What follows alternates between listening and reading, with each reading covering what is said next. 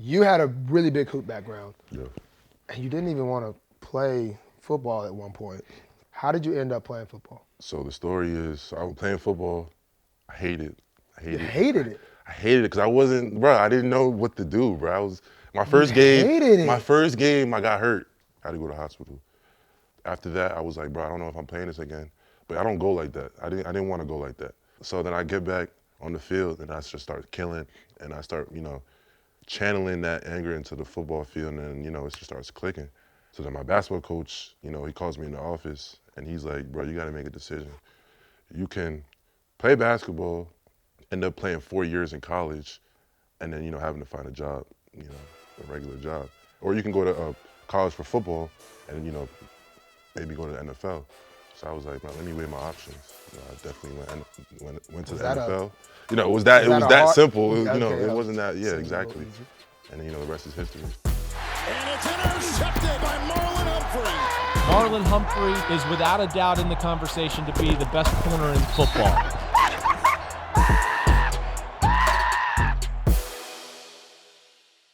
We are here with Odafe Oweh, first-round pick going into his second season in NFL. From Penn State, happy to have you. How are we doing today? Good, man. When I thought about doing this interview, I was like, Odafe. I always called you Odafe, Big Rook, a lot of different names. I never said your full pronunciation of your name. I actually kind of had to do a little studying on that. Mm-hmm. And I didn't realize that was a thing for you growing up. Yep. Kind of had the nickname, your middle name. Talk to me about, kind of first off, did that bother you, people always messing up your name? Oh, yeah, of course, because I heard it all. I heard Odafe, Odafe, just random, enunciations of my name that just showed that you just didn't care. You just didn't want to, try to enunciate it. So that bothered me as a young kid, being, impressionable, worried about what other people think and everything. So, that's why I went by my middle name, Jason, because, I guess that was easier. I didn't even spell it like the normal Jason. I spelled it Jayson. So people were still able to, pronounce it right, that way. So I went by my middle name, I was straight ever since. So did coaches ever mess with you about that? I know, for me, I don't know why. I don't know why coaches always wanted to pick on me, but I don't have a hard name to spell, or to say, I don't think. But I feel like coaches always mess with me in like middle school and stuff. Wait, you actually were a basketball guy, so your coaches were. Did anyone ever try to get under your skin by purposely mispronouncing your name? I mean, yeah, that's what I'm saying. Like, they did. Like, it came to a point where I thought that they were purposely trying to, mispronounce Did you correct it. them? I tried, I tried it, and then the kids, started catching on to it, so I just let it rock. No. And I started having to go by O or D, Doff. Doff was something I didn't like, but, people, that's easier for guys, so, I stuck with Doff. So Doff, and then you got here. How'd you go Big Rook? Who gave you the Big Rook? I don't even know if that's even a thing. It was a combination between Wink, Justin Houston, and then Calais. Calais. Big Rook. That's what they was calling me, Big Rook. I was also told that you retired Jason on draft night. Mm-hmm. What kind of went into that? Yeah, and everyone thinks it was like a situation where, I planned it. It was really like some spur of the moment. I was with my family, my family calls me Odafe, Odafe D. And, I got the call and it said Jason Oweh, and everyone was calling me Dafe, Dafe. So now when I was talking to, the media and everything, they were calling me. They asked me, what do you want to be called, Odafe or Jason? I was like, nah, stop calling me Jason, call me Odafe. You have to learn how to, pronounce it. Because I was just hearing Odafe around me and everyone was calling me Odafe, and then these people call me Jason. So I was like, nah, let me, reconnect with my roots and, start a new journey with Odafe. So you were talking to the media, the media of what?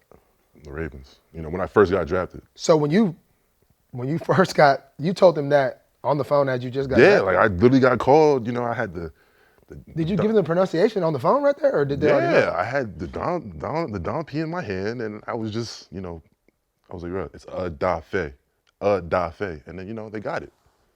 In the spur of the moment. Spur of the moment. So that was on your mind. Well, okay. I guess you could say it was on my mind. Well, I'm saying it was clearly deep to you. It was on my heart. for you to be drafted? Because I think about when I got my call, I mean, obviously they was gonna say Marlon, but Yeah, and I'm gonna give you another story. It's like, so I have family that's in London. My mom's side my mom was born in London, so they're watching the draft, and obviously there's a time difference. So they're watching, and the draft, the first round goes by, and they're like, "Oh, we didn't see Odafe get drafted," but that's because they're looking for Odafe Oweh. They saw Jason Oweh, so they thought I didn't get drafted. I guess I don't know why they didn't look at the last name, but like they didn't think I got drafted because they didn't see Odafe. So it's just all that, and I'm like, bruh, no one on my side sees me as Jason. It's Odafe. So like that was a cool little story right there. So they must not have. I don't know. The draft does get. You barely even. Let's talk about that because. Yeah. I mean, I feel like I waited a long time. No, I waited. And I was like, in the middle. Yeah. Was you about to like turn the TV off, or were you still like, I'm gonna be 31, I'm gonna be 30, I'm gonna be like, what's going through the mind? Man, I had faith, but like those are the most anxiety-ridden like 30 picks of my life, man. I had people behind me, touching me, like Where were you at? I was in Cali, Yorba Okay. Linda, and you know, like when you get drafted, like the first few picks, you all right, you cool. You know you're not going there. You know I you're knew not that. exactly Everybody all knows right. that, quarterbacks. But then when you see a few positions, like guys in your position go past, you're like, okay, all right. You start looking around, and then people behind you start touching you, like, I'm not in the mood, guys. I'm trying to get drafted, like. And I guess they weren't reading the room, reading what my emotions was, and you know, I saw Bate get drafted. I could have sworn that's where I was going. So when that happened, okay. So you was thinking. I thought I was going 27. Remember? You thought you was going to the Ravens. You had a little feeling. Cause yeah, bro. You know, I had a little call with a local went media well. guy, a local media dude. Okay. You know, so. So in a way, you was kind of hating on Bateman a little bit. No, I wasn't not hating. I don't want See, to put no. it's always love with Bateman, Okay, bro. okay. But I could have sworn that first Raven, that He was stole me. your pick. All right, he stole my pick. Yeah, okay. I don't want to. Okay, cool. We're gonna talk about Bateman about that. He stole my pick, bro. So, you know, that went by, and I was like, yeah, oh my God, I might go second round. And then, you know, they traded that pick, and I was like, oh yeah, it's good, it's smooth. Oh, so you was. And then I got that call, man, and then you just saw the dance moves, all that stuff, and everything. Oh man, you got beef. Okay, so I had to jot my memory. Let's talk about. You didn't have a combine your year, but I do remember a very large human running a really fast 40. And I remember thinking to myself, I think this dude just ran a faster 40 than me. But it was hand timed, and Penn State has a fast surface that everybody knows that, and y'all didn't have a combine with electronic. So anyway, I was told from old Drew, you had one of the best pro days he's ever seen. What went into you having such a great performance, kind of putting that show on TV? You know, following that season, obviously I finished with like 0 sacks. So yeah, we're gonna talk about that too. Yeah, so you knew. That was So you knew, like I knew in the back of my head, I had to make up a lot of money, and a lot of stuff that I dropped from that past season. So, you know, it was just that same mentality that I carried into my rookie season. You know, not being doubted and everything, and just trying to like put my all into everything. So, I was just trying to break records in every little drill I did. So, you know, just to raise eyes and just show people that I was here to work, and I was here to show that I can continue to get better. So that was that. Yeah. So did you guys? I know with no combine, did you guys do draft meetings, or was it on like how did Zoom. draft meetings work? Zoom, all virtual. So you still did all those meetings? Yeah, all those. So I know those meetings are, some are serious, some are funny, some are. I mean, I got cussed out in one of mine. Like, so they're pretty random, and they love to mess with you. How many times did you hear about your lack of sacks in those meetings? Probably like 80%. I heard it every meeting. Came to the point I started getting defensive. I started getting personal, bruh. So like, I was trying to hold it in. I was like, yeah, you know, I'm good. You know, I'm still good. There's a reason why you're still talking to me. So I started getting defensive, but like, you know, it's a valid question. Obviously, like it's nothing that you don't see, especially a guy that's, you know, trying to go to first round, you know, end of the season with 0 sacks. But, you know, I kept on preaching that, you know, that's not the type of guy I am. You know, I wreak havoc. You know, I have a bunch of pressures. I try to, just make sure I'm, just causing havoc everywhere I go. So, that's just not who I am. That didn't tell the whole story. And, I ended up here, so I'm good. Yeah, I know. They love messing with you, so I was like that. And they kind of do try to get you mad sometimes. Some They teams- still do. I remember when you got drafted, and I was like, okay, dude, Yeah. ran a fast 40, and then they got the pros, Yeah. 0 sacks. Zero and I'm like, sacks. that's not. Yeah, That's edge got to be rusher? 10. That got to be 10. They forgot the one. Yeah, but it was 0, and so like I was, so I usually have. I think I can play with this guy. You know what I mean? Yeah. But that was bad, but that's okay, because then I started seeing some other stuff, caused havoc. It was good stuff. Then you get your first game. You get a sack. Yes, sir. How did that feel? First game, NFL career, and you get a sack early on. Man, that was like, all right, leave me alone, bro. I got a sack, bro. Leave me alone. Like, stop talking about, I had 0 sack, all that stuff, And it was like, that let me know I could really play on this level and that I could do it on a high level because, to be honest, that sack, it was like, I don't want to say it was an easy sack, but it was just like, I didn't have to do a lot to get it. And it shows that, when my potential is better and then, my skills are even better, it's going to become even easier because I got that off straight effort. And that's who I am. I'm an effort. I'm going to keep on working hard. I'm going to out hustle you. That's the type of dude I am. So I'm going to get sacks just off that. And then when my skills get better, I'm going to just add another 10 off that. So that's the type of guy I am. And it just let me know that my future is bright in this league. When you talk about future being bright, you originally were a basketball guy. Only played football, 1 year in high school or 2 years? 2 years in high school. Mm-hmm. Then you go 3 years in the in college, Penn State. Mm-hmm. When you talk about, I remember when you came in, they were saying he's really raw, hasn't played football that long. What kind of goes into it? You obviously see the upside with you. Mm-hmm. How do you keep growing step to step as you're just learning, but you're learning at the highest level of football? What kind of goes into that mindset? I think it's continuing to understand that, like, there's so much you don't know, and it's like that's where I've been able to grow and become better because a lot of guys will have success off like what they've seen me done, and a guy like me, I haven't had to do like a lot per se to have the success, and a lot of guys will see that and get complacent, and with me, no, I continue to try to work because I'm looking at like, all right, I had this success and I'm still not applying myself to the level where I know I can. So, it just motivates me to work even more harder, get more information from the vets and, just try to be better. So I think it's just understanding that there's so much more information for you to get.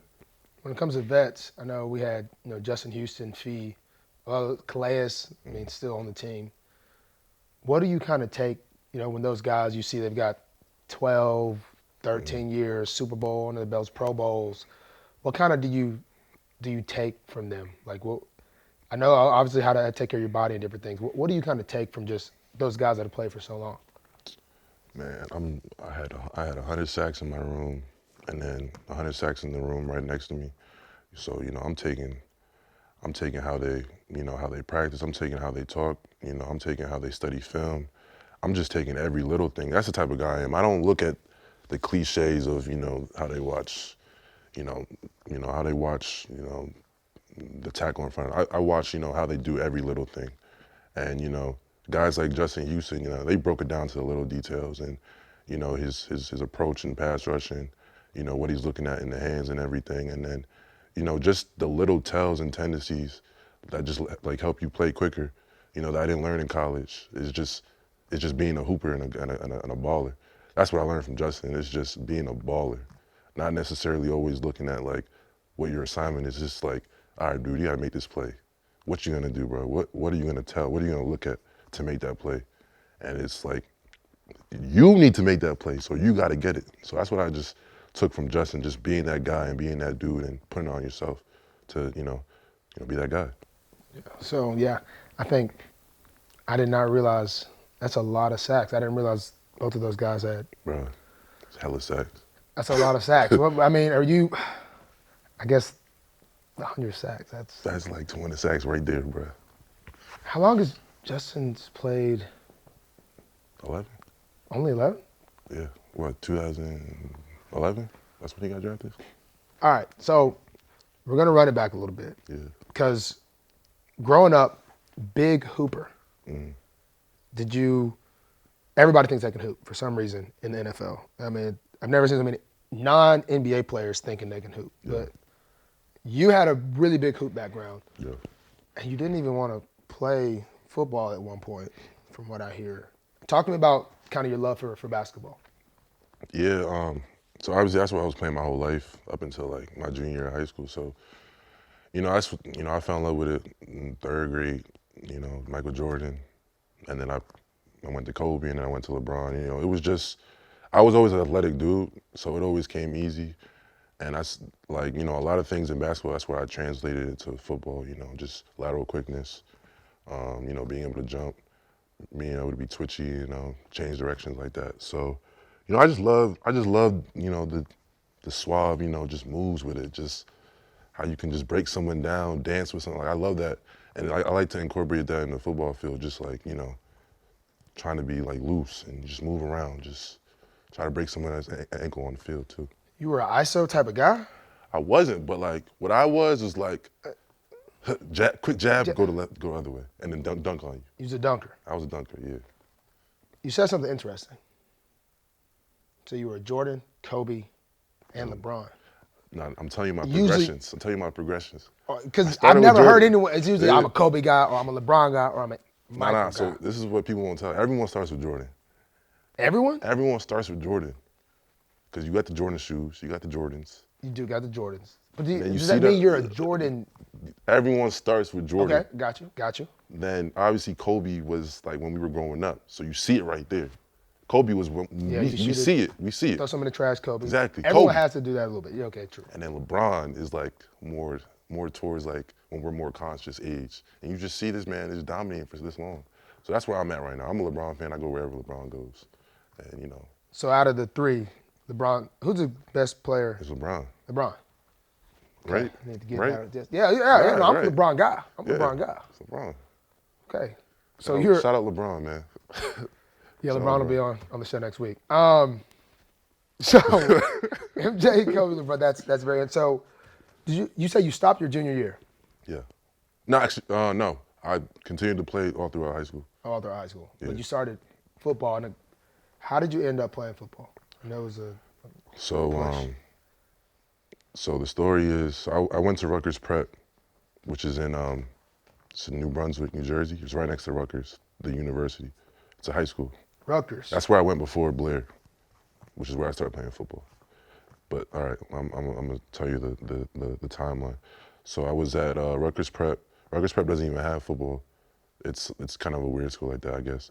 But so I was playing basketball.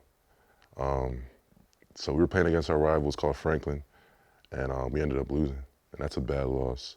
And I'm not gonna lie, I had a bad game. I'm not gonna say what my stat line was, but I had a bad game. And my coach, as he should have, he was laying into me. He was telling me that what I could have done better and all that stuff, and he was kind of aiming the loss towards me. And then the assistant coach, but he wasn't really the assistant coach. He came into the locker room, started blaming the loss on me. So I spazzed, man. Cursed him out. Spaz. Spazzed. Cussed him out? Cursed him out. You don't take coaching well. No. See, I was young, impressionable. Like I told you, I was young and So impressionable. you didn't used to take coaching. Now you take it Yeah, well. I was young, bro. I was like 15, bro. So, yeah, I spazzed. I was going crazy, doing everything. So, long story short, got kicked off the basketball team. You got kicked off the team. So then I had to find a situation where I was going to go to college. Because junior year, that's when in basketball, where you got to start, trying to find somewhere to, get recruited. So I had to find a different school. So then I started looking around, found Blair. So then when I went to admissions, in the admissions office, waiting for the basketball coach to come pick me up so we can tour the school, the football coach comes inside. And obviously he sees me, he sees my height, he sees my size. He was like, "Are you a football recruit? We'd love to have you." I'm saying, "Nah, I'm here for basketball." And I push him aside because I'm not even here in football at this point. So then he gives me his number, I take it, but I'm not even thinking about it. So now I had the interview. You know, I love it. I love Blair. It's kind of a castle. It kind of looks like this. But yeah. So I go home. I'm waiting for the acceptance from Blair. That's where I want to go for basketball because they're high major. You know, they got a national schedule and all that stuff. So, but I keep on getting a call from the football coach, not the basketball coach, the football coach. I don't answer it first. He's sending me texts and all that stuff. And then for some reason, God just tells me to answer it. So I answer it, and then he tells me that, bro, just play football. If you play football, I can get you in the basketball team and you can get you admissions. So the whole deal is that I have to play 2 sports to get into the school. So I'm like, ugh. All right, fine. Because no other school was trying to let me in there. So I was like, all right, fine, I'll play football too. And then football season's before basketball season. Yeah, I remember that. So, so I'm playing football. I hate it. I hate it. Hated it. I hated it because I didn't know what to do, bro. My first game, I got hurt because I was running off kickoff, running, high. I had no bend to it, and then I got hit in the ribs. I had to go to the hospital. So who hit you in the ribs? Like, how tall are you at this? I'm like 6'4", but I'm running like this. Who just came and cracked you like that? I don't know, bro. Some dude that saw, a tall dude that didn't know what he was doing hit me right in the ribs. And then, after that, I was like, bro, I don't know if I'm playing this again. But I don't go like that. I didn't want to go like that. So I was How long like, were you out? 1 game. I was out for 1 game. You let one dude 1 game, bro. But like I'm a basketball player. Out. I'm a basketball player translating. Okay, so you still on the soft side. Okay. All right, whatever you want to say. Basketball players it's a thing. All right, okay. I still had that basketball softness. Okay, but so then I get back on the field and I just start killing and I start, channeling that anger into the football field and then, it just starts clicking. And then after that year, my offers start blowing, all this interest. And then, it starts interfering with the basketball season, once the football season's over and I have to play basketball. So then my basketball coach, he calls me in the office and he's like, bro, you got to make a decision. You can play basketball, get a scholarship, but then, end up playing 4 years in college and then, having to find a job, a regular job. I was like, nah, bro. Or you can go to college, or you can go to college for football and then, maybe go to the NFL. So I was like, man, let me weigh my options. I definitely went to the NFL. It was that simple. It wasn't that, yeah, exactly. And then, the rest is history, so. Damn, so he didn't have any faith that you could go to the NBA. It wasn't that he had no faith. It was just like, it was tough love. Like, you had to make a decision. And this was the football coach that said, or the basketball coach? It's the basketball coach that said that. So he just saw, so you must have really turned something on the field. And this was junior year? This is junior year, yeah. This is junior year. But like you gotta understand, he has like recruits that are coming, that are Duke guys, Kentucky guys. So basketball's legit up there. Yeah, nah, it's crazy up there. So like, it was kind of his best interest for me to like be more focused on football. But like, he was also obviously looking for my best interest, at heart. So that was the best decision I made. And so you went from, you kept playing basketball though? Yeah, I kept on playing. And how did that go well? I was still hooping. Like, so you were still hooping? There's like a video on my Instagram, Odafe Oweh. You see me hooping on there. I dunked on a few guys. There's a guy on there that's on the Miami Heat right now. I dunked on him. How tall was he? 6'8". So, I got some hoop skills, bro. So I talked to, actually, we got 53 guys. Right now we got like 90. Okay. NFL, big. Who's rank putting yourself, whole NFL, as a basketball player? Where do you rank? Top 10, top 20, top 25? I just don't think no one is like you. It's like me. Like, you like a Shaq. You say you play like Shaq? Nah, they said I was I was gonna be Zion before Zion. That's what they said. That's what they were saying. You're gonna be Zion before Zion. Yeah. Zion's a little. If I had like a little bit more of like handles and a jump shot, yeah, that was me. Kyle Hamilton says he's the best player on the team. See, like, I'm gonna just bring him down low, and then he can't do nothing about that. And then I have lateral quickness. I can move with him, so you're not getting past me. And if you do, I'm meeting you at the rim. I could jump too. I got a 40-inch vertical too. 40-inch vertical. I can jump too. So that was that Penn State be cheating in all testing though. That's a fact. Bro, all right, you want to jump with me, bro? Oh, I didn't say that. I didn't say all that. You want to race with me? I can beat you in a race. No, if I get on you Penn got State me long circuit- distance. You don't got me sprint. I promise you don't got me sprint. See, Bama dudes always think they're built different. Penn State built different too. Speaking of Penn State, you go to Penn State. First of all, why Penn State? We are, man. We are. What does that even mean? We are what? Penn State. Oh, that's what it stands for? Yeah. It's that simple, bro. I never knew that. We are. are. Like, what is this? And then you say Penn State. We are Penn State. I will say this. I do want to go to a game there. All the white. White out. That's White like It beats any Alabama Crimson Tide, little audience you have. we don't need to bring, what is that, towels, T-shirts? What is that? What is these Those things? are people. No, do y'all be doing this? We don't do that. Those are people's bodies in white shirts. I feel like something be swinging. Something be moving. That's people going, ah. Yeah, man, we just do this because we know it's going to go down and it's going to be They're spoiled. Y'all don't got good crowds. We're probably slightly. Nick Saban's done a great job there. Won a championship, got a little ice. But we're not talking about me. All right, so you go to Penn State. Yeah. End up doing 2.5 years there. Yeah. What was kind of those times playing at Penn State? What was that like? Initially, because I did that, there was like this redshirt rule where you can play like 4 games and still. You redshirted your freshman year. Yeah, and still maintain your eligibility. So that's what I did. I didn't even play 4. I played 3. So like I redshirted my first year. That's why I'm saying 2.5 games that I played. So I did that, and then I played my redshirt sophomore year and then my redshirt junior year, and I left. So it was cool, man. I loved it. Why do you think you redshirted? Bro, I started playing football 2 years before that. So you weren't ready? I want to say I wasn't ready. I just said like my body wasn't ready. Mentally, I wasn't ready. You had to put on some.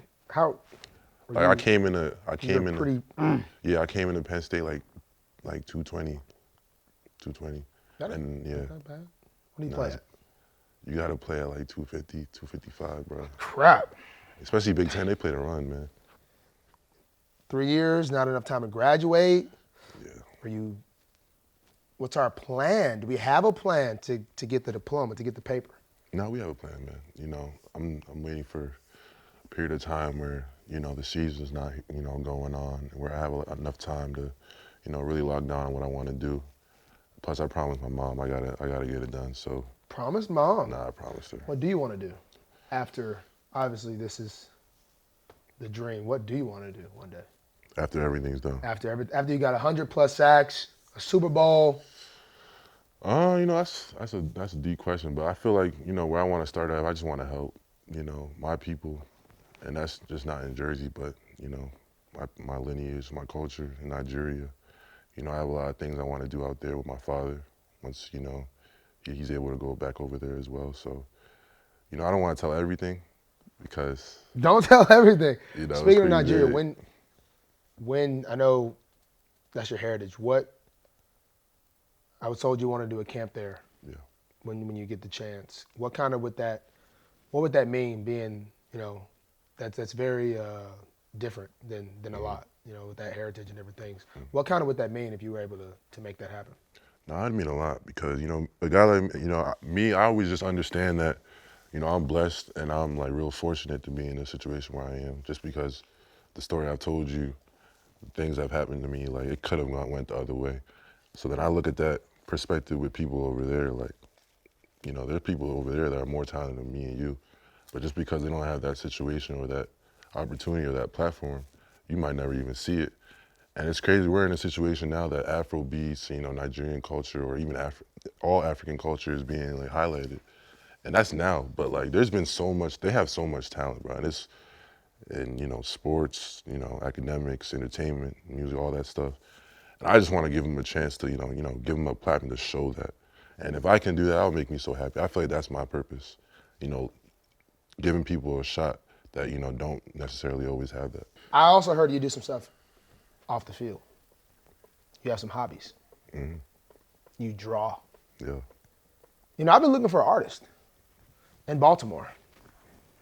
What type of drawing do you do? Bro, anything. I can draw you. Could you draw a skyline? Yeah, what you mean? Like just a random skyline? Like I have a balcony. I actually have a terrace. There's a difference. Nah, I seen it. Yeah, you seen that? You I seen it. Yeah.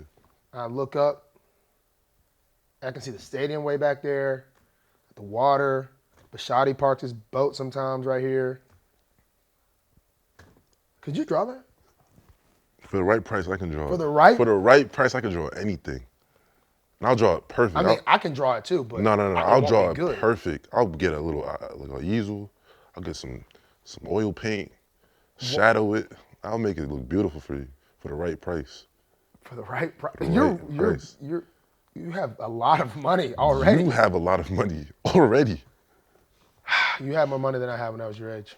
You have more money than me right now. So that's all that matters. For the right price. Okay, what got you into drawing? My dad, he was real good at drawing. Since a youngin', he would always just draw little things, and then I would just watch him. Like, he drew this nice Michael Jackson picture, Yoda picture, that I just, always would just put on my wall and just try to be like him. And then, slowly I just was drawing cartoons. And I upgraded to still life. Then I started drawing portraits. And then, that's just how it was. I got a great quote. You ready for this? What's up? A painter never finishes painting. They just stop working on it. You know what, bro? That's so true. I have so many sketches and You can go add some to it right now. that if I'm like unmotivated, I'll just stop. The Picasso could be added. Something could be added to that right now. No, everything is like any piece is not done unless you say it's done. That's crazy. Like there's a little detail you can just add. So when to do you it. know you're done? When do you know you're done? Like any drawing, like if I look at it again, I'll just still add something to it. That's just how artists are. Like they're never like, So you don't content. draw. You don't draw to perfection. No. You're imperfect. Everyone's imperfect. Do I want an imperfect? I thought you said it would be perfect. But that's art though. It's your perception. It's what you look at it for. Like I can draw like this little arm, but you can see it like something different. It's just that's what art is. Art is subjective, bro. It's what you see. That's what makes it beautiful. That was deep. That was deep. That was deep. That was deep. That was deep. Man, you got me. Yeah. Art and football might. The mindsets might go together. It does, man. That's why I'm telling you, it does. Do you feel like, as a pass rusher, do you feel like you're producing art as your? Low key, you can Is find there a a way. course? I think there's a. There might be. I'll find a way to, but there might be. Okay.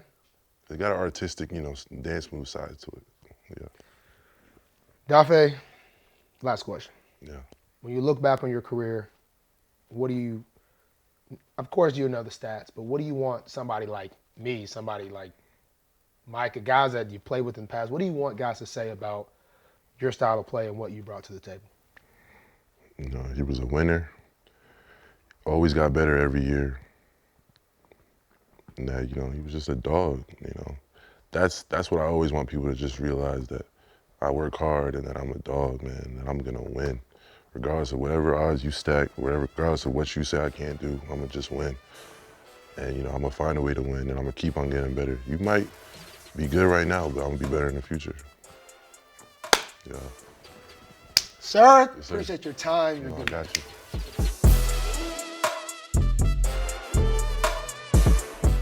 So we all know you had a fast 40. We know this, but what time exactly did you run? 436. So you took the fastest clock, or did you take the slowest clock? Because I don't remember it being 436. Nah, so it was between, they said it was between 439, 436. You say 436, probably like 442, because I ran 441. So like, you're probably 442. 442? I mean, that's still like. No, that's good. That's good. really good, but it's just not. It's not as good as me. That's all I'm. No. But all I'm saying is, like, if you were on the same turf that I was at running, what would you have ran? Probably 432. 432? Probably really? 4.2. No, Really, bro? If I'm really being honest. I mean, I'm not gonna make any excuses, but you ran track. Yeah. You was on the track team. Bro, you know who else ran track? What'd you run on the 100? See. Okay, so it's okay. You're that's okay. Track, I don't know why it didn't correlate, but like, track is kind of hard. I'm not gonna lie. I love track. Yeah. You didn't realize that? See, that's what I'm saying. He's over here. Hey, Jack, you over here lying and crap on television. That's just what I'm not Hey, bro, what I gotta lie for? It's on the internet, bro. What I gotta You're a lie liar. for? It's on the internet. He's a liar.